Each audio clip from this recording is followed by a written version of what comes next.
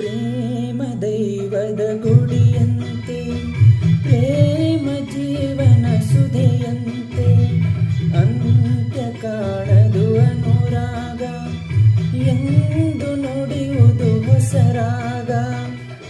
ಒಲವು ಸಿಹಿ ನೆನಪು ಸಿಹಿ, ಹೃದಯಗಳ ಮಿಲನ ಸಿಹಿ, ಪ್ರೇಮವೇ ಕವನ ಮರೆಯದಿರು. ಒಲವಿನ ಉಡುಗೊರೆ ಕೊಡಲೇನು, ರಘುತದಿ ಬರೆದೆನು ಇದ ನಾನು.